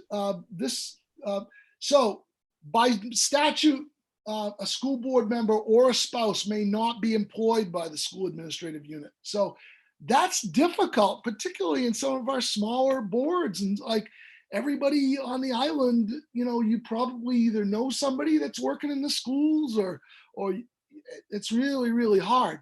So this can tie our hands, and that's why it's really important we have you folks. But by law, you can't be employed. So what if you have a partner, a husband, a wife, or a spouse that wants to work in the schools? You can volunteer, okay? But if you volunteer, either as a board member or a spouse, you cannot have the primary responsibility for the program. So let me give you an example. One of you, if you wanted to be involved in a PTO or a group to support the school, absolutely appropriate, but you shouldn't be the president of the organization. You shouldn't be the treasurer of the organization. The other thing too is that school board members may not do is contract with the school administrative unit, except under certain circumstances. What does that mean? Well, Amy, as the school board chair, should not be fixing our furnaces. or Carrie as, a school board member should not be paid as a substitute teacher. Darlene as a school board member can't be working as an ed tech or a boat monitor. Those are the types of things we're talking about. But what if Darlene wants to help with the track program? She can volunteer. The way I read that, I'm sorry, didn't mean to interrupt. The way I read that, when I read those, it's actually when I went to the newest updates on the state website, it said that you cannot volunteer for any extracurricular activities. We've worked with our attorney to make sure that as long as you're not in charge and running it, and my experience, and I can double check with our attorneys, is as long as you're not making decisions for the program, you're not handling the money and all that, you can still provide that support. But I'll double check that, Darlene. Okay. And also, like for the after school program, I guess I wasn't supposed to be doing that because I was developing the curriculum for that. Again, I wouldn't want to limit you. I think we need to work through Haley on that. I think we're still okay. And I think you participating in that is very important. So I think we can navigate that. Okay? Uh-huh. Okay. School board members must be perceived by everybody as fair and open. There's a big difference between being fair and having an opinion. And it's when you're representing the school, and we all bring things to the table, either with our own families, our own thoughts, but it's important to put the needs of the school and the needs of the children above our personal pieces. So that's the whole perception about being fair and impartial. It is also important going into a vote, if you do not believe that you could be fair or impartial, to recuse yourself, to just say, I have to step away from this. So what's an example of that? An example might be that if you have a very strong opinion about something and you don't feel that your opinion being so biased is going to cause you to be able to vote in the way that would be considered best for the school, then you should step back from that. Typically what we get is we'll get questions by board members. Should I be voting on this? And it's always good to check with the chair or check with me. And if we don't have the answer, we'll check with the attorney. I have not seen that to be a problem on any of the boards. Most people will say, hey, Mark, I don't think I should be voting on this because I'll give you an example. I've had some where a teacher nomination where there's a board member has a second cousin. That's my second cousin. I'm going to recuse myself. That's okay. Those are the types of things we want to make sure are transparent. Question? Okay, freedom of information. This is very important for you guys because what we're doing right now, the whole world can see it. And here's what I tell myself, and I'm far from perfect. I learned a long time ago. I don't write anything in an email and I don't put anything out there if I don't expect to see it on the front page of the Bangor Daily News, the Islander, or the whatever, Wall Street Journal. Because if we say it, if we write it, it's public access. And it doesn't matter if you do it on your private email account. You are a public servant. You're never not a school board member. Yeah, you're an individual, but you're never not a school board member if you're talking about school business or a school-related matter. The best advice I can give you is that if it's something that is sensitive, pick up the phone, talk to your board chair, or pick up the phone, call me. It doesn't mean you can't do an email. It just means that if you write it, it's discoverable. And if somebody requests it, we, by law, have to provide it. Doesn't matter whether it's in your own private email. If it exists, we have to provide it. The only caveat to that is if it's a communication with our lawyers and it's protected by attorney-client privilege, then we don't have to, but that's for the lawyers. So all of our public discussions have to be public. And it doesn't mean like you guys, I get this question a lot by board members, like, I'm going to a Christmas party. The three of you might be at a gathering. You're all together. Is that a meeting? No, it's not a meeting. But when you're in that gathering, whether it's somebody's home or you're socializing or you're down at the store or you're at the post office, you can't be discussing school business, formally or informally. All public proceedings must be open to the public, including, and you are not allowed to have informal discussions as board members collectively. You can talk to each other individually. You're not allowed to transact any business in private. I think you know that. And executive sessions are governed by Maine law, and the only way we can have them is in person.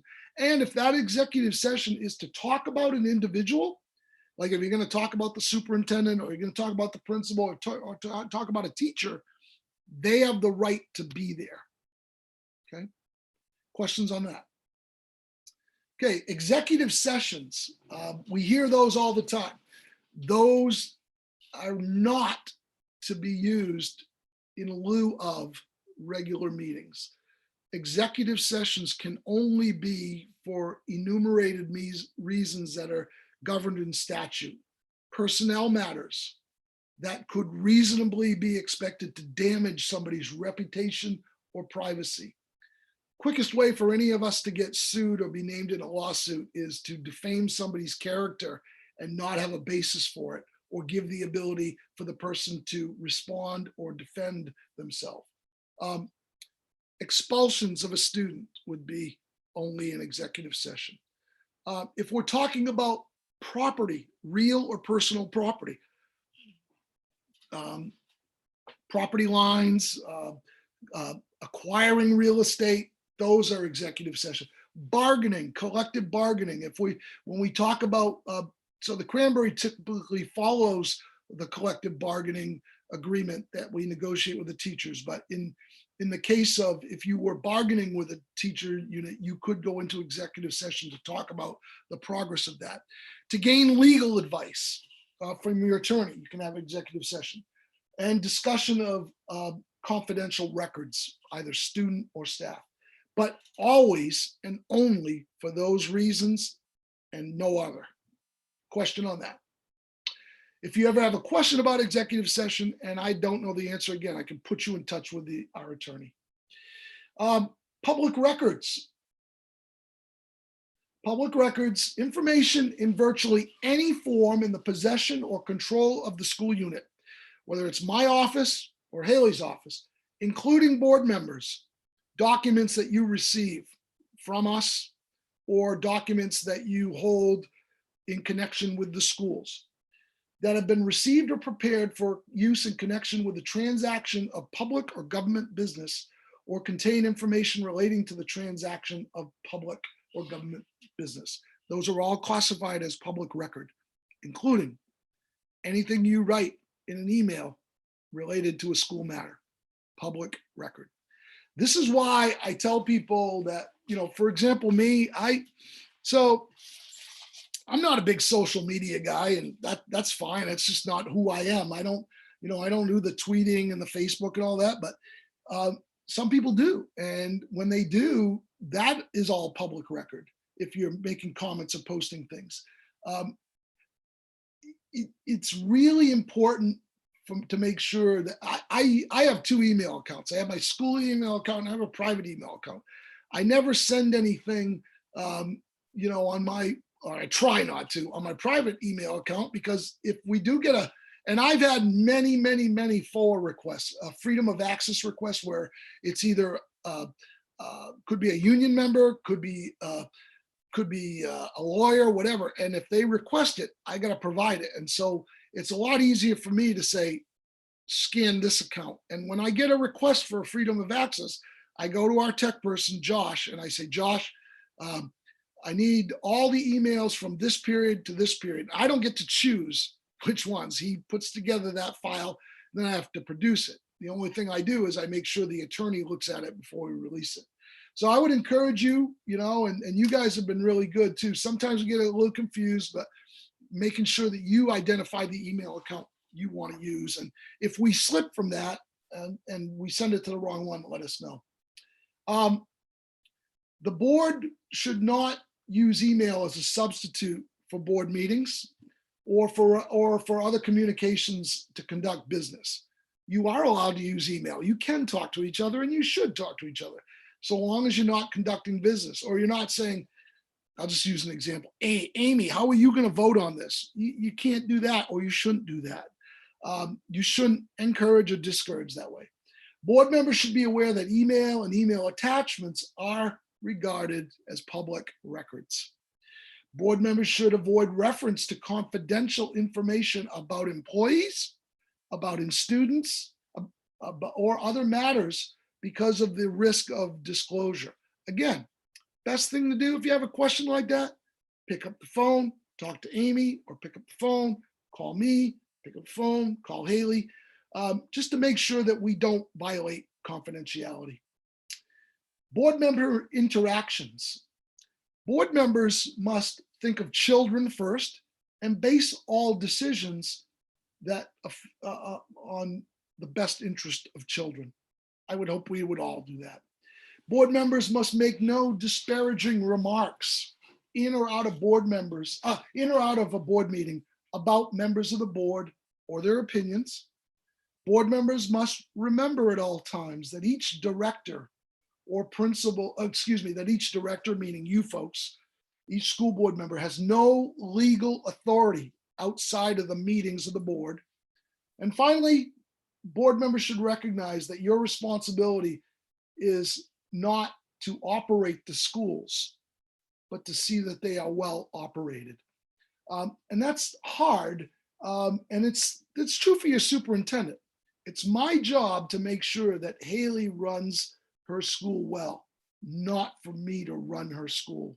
And again, I say that with all due respect. It's just about delineation. You want to make sure that you're hiring people that are going to do a good job for you, your schools, and your kids. And if they're not, whether it's me or Haley, you want to address that through the supervision and evaluation process. And ultimately, if you can't get to it through that, just say, if it's me, Mark, it's not a match, we're going in a different direction. But, hopefully that process is always going to be a process where there's dialogue. That should be the goal for all of us. You should also, as board members, support a decision graciously once it's been made by the majority of the board. Doesn't mean you have to agree with it, but once a decision has been made and if a vote has been taken, we move forward and we want to maintain our professionalism. Not criticize employees publicly, whether that's be, the principal, teachers, ed techs, the superintendent, but make such criticism to the superintendent for investigation or action if necessary. And if it is specific to the superintendent, he or she should go directly to the board chair. And the board chair has the overall responsibility to investigate and take action towards the superintendent as necessary. So it's important for people to know that, I don't operate in a vacuum. I can't just do things willy-nilly. And if there has to be a decision specific to the superintendent, it should go through the board chair. You should refuse to discuss confidential business at home, on the street, or at a place of employment. Again, if it's necessary to do that, it should be with the three of you and it should be an executive session.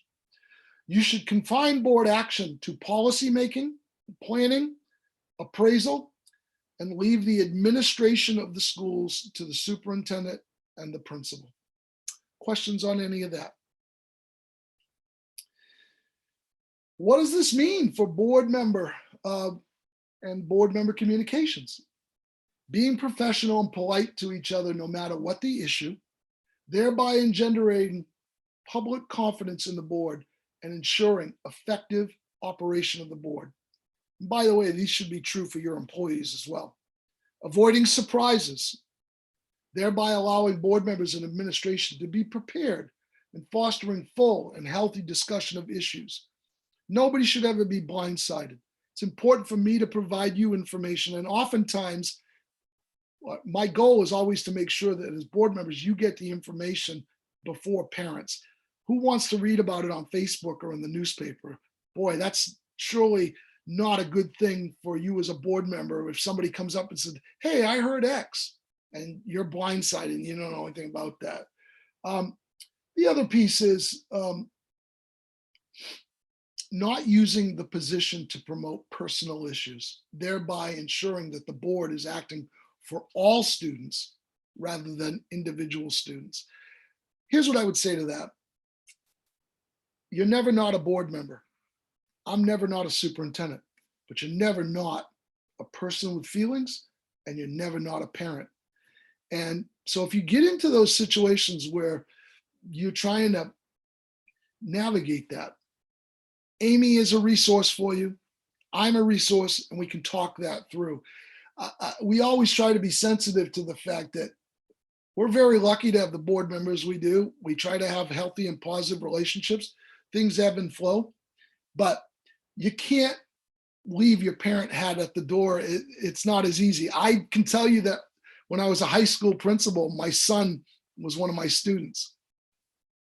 Sometimes I can't forget that I'm a dad as well as a principal. So I'm conscious of that. And we have good people. And I always go on the mantra that we have to assume good intent. And the learning curve can be higher on some of these things, but it's always good to ask the question and know that the relationship can be open, and that if we can't give you the answer you need, let's find the person that can. Board member community communications outside of board meetings. If you have a complaint or you receive a complaint against a teacher, your principal, an employee, or me, it's very important that you let the chair know, and that complaints about school personnel, it is required as a policy that the individual know what the complaint is and they be allowed to respond to it. So we have a written policy, KEB. If you get a complaint about a staff member, it's important to let the principal know. If it's the principal itself, it's important to let me know. If it's the superintendent, it's important to let the board chair know. And then I'm sorry, I've got a question right there, yes, Mark. please, yes. So, and I'm trying to figure out how to ask this as best I can. So if it's a, for instance, what happened a while back, and I did send to Amy a request. It was on something you were making a decision about. There was a complaint about it that I wanted to discuss further at a meeting. So I let Amy know, but then I received the email from you saying that I needed to include you and all that, but I sent Amy that. So how did I mess up? Okay, so I don't recall the specific instance, but I don't think you messed up, Darlene. I think oftentimes it's just the question. I'll try to answer it this way because I don't remember the specific piece, but generally it's really important, first and foremost. I'll say this. In a perfect world, we try to resolve things in the lowest level possible. So for me, my style is, email's hard for me because you lose so much of that personal, like you can't see the person's face. And so I would encourage, if you or a board member, if you're comfortable, pick up the phone. You may not be comfortable. If it's about something specific to me or a decision I made, always feel free and know you should touch base with the board chair. If it is a complaint about maybe not necessarily a decision, but it's about me personally or the employee, that individual has the right to be included in that conversation and at least be able to explain their actions, or I don't want to say defend, but explain their actions and respond to it. So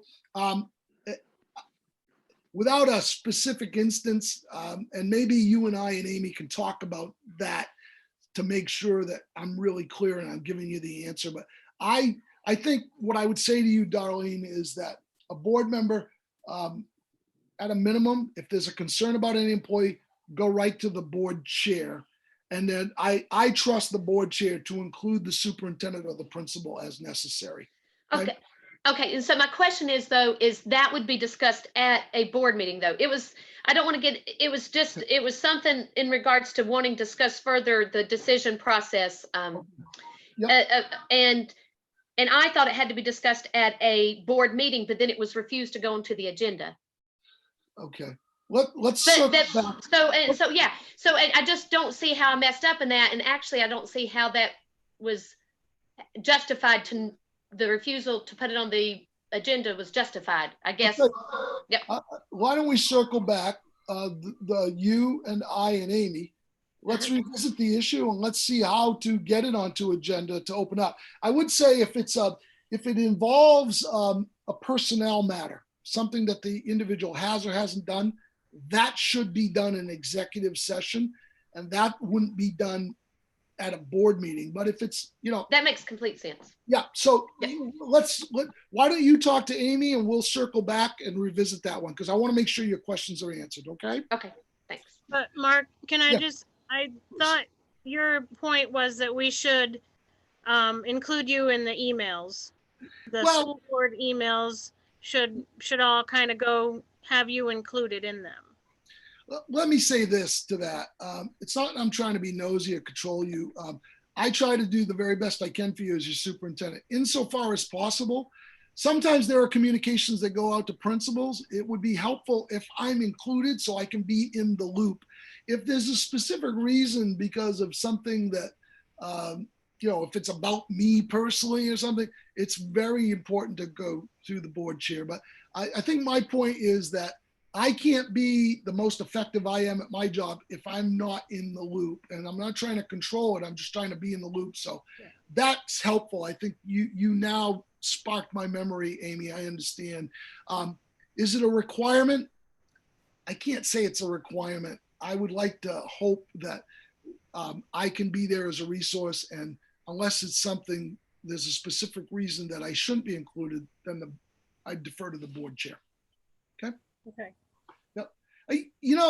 We talk about trust all the time, and it's a two-way street. Trust is earned, and for me, I'm very leery about saying, trust me, because I guess it was is trust and verify, and over time, relationships, trust can be damaged real quickly. I've worked with this board for 4 years, and I hope some of my words have capacity through actions, but boy, oh boy, that can erode real quickly.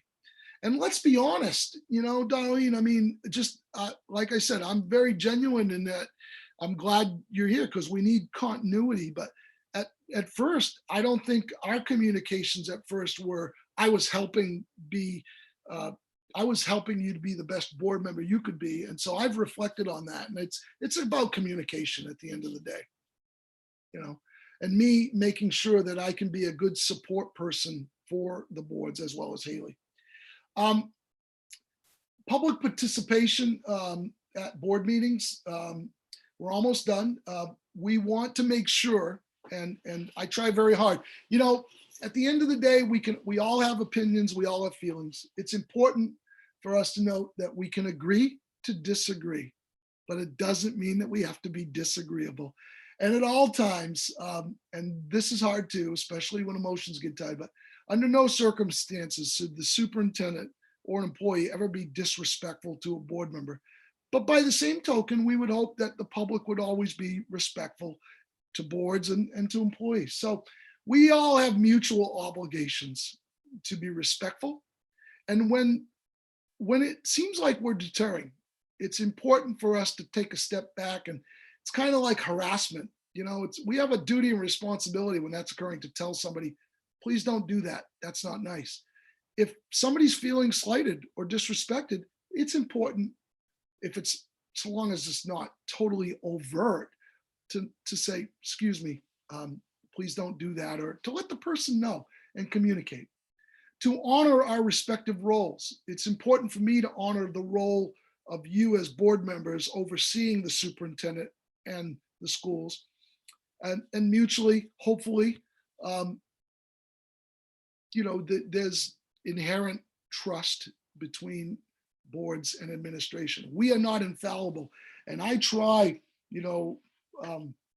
each year there are things that I identify about myself that I can do better, and all of my boards that I report to, they're not my boards, the boards that I report to are very different. So I have to adapt styles and be open to do that. What I'm saying to you is that I can't be the effective superintendent for you if you don't communicate to me. So if there is something bothering you that I'm doing or not doing, please let me know. And Amy, I think, knows this. I will always try to take a step back and work on that. I want to be sensitive to that, and I want to support you. And the last thing is to avoid surprises. Nobody likes surprises. I try to the best of my ability to communicate. I will tell you that for me as an individual, the best way to communicate with me is to pick up the phone. It's because I like to hear somebody's voice. I like to be able to respond as quickly as possible. It's also about managing communications. I will respond to email, but it's generally not always the most effective way. I don't want to discourage that.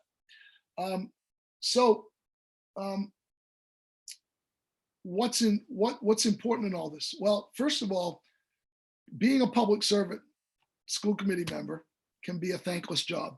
And we are gosh darn lucky to have you folks. We really are. You are the governing body for the school administrative unit. No ifs, ands, or buts about it. You are part of a team. You have a duty of loyalty to your students, to your employees, and to each other. Take responsibility for your actions. Act for the good faith of the school and the students rather than individual interest. Maintain good communications and be the good people you are. Sorry if I was long-winded. Any questions you have, I'm happy to take them. Maine You School did great. Thank you, Mark. You did You're great. welcome. And Maine School Management is an excellent resource. And again, always feel free. If it's finance, you do not have to go through me on it. You can call the Nancy Thurlows. You can call Annette. You can call Selena. We work as a team. Talking, just mentioning their names, they are still sending things to my personal frequently. So if you could ask them to make certain they're using my school board, that'd be helpful. So yes, I will, Darlene, and maybe send an email from the email you want and say, please delete the other one. And so sometimes when you're sending an email, it just pops up in a default. So I know I'm guilty of that. So, okay. Yeah, I will do that. Thank you. Mm-hmm. Anything else? Amy, did you have anything else or any questions? I don't have anything else. No. Okay, Amy, Anybody else? Are you planning on doing the AOS meeting Monday, Amy? I can do that. Yeah. No, you folks are all invited if you want to be a part of that. That'll be a link that you should receive as well. Okay. I'd like to get that link if that's okay. Yep. Yep. Yeah. Well, good. If there are no other questions, then we can go back and adjourn the meeting. Okay. Unless you have anything else. Anybody else? No? Okay, then I will say we're gonna adjourn at 11:58. Okay, we need a motion. Can we have a motion? I motion that we adjourn. Second. I'll second it. Okay, all in favor? That looks to be unanimous. Aye. Well, thank you very much, guys. I think this went well. I'm hopeful that, we didn't have any glitches, and I just want to close by saying thank you. I'm honored to work with you and for you. I hope you stay healthy and safe, and I look forward to seeing you guys soon, okay? Take care. Well, and I just want to add to that and say I'm grateful that my first school board experience has been with you as superintendent. You're very helpful. Darlene, thank you. You're a good person. Thank you. Thank you, guys. All right, take care of yourselves. Bye-bye. Bye. Okay. Bye-bye. Josh, you can go ahead and close the link, please.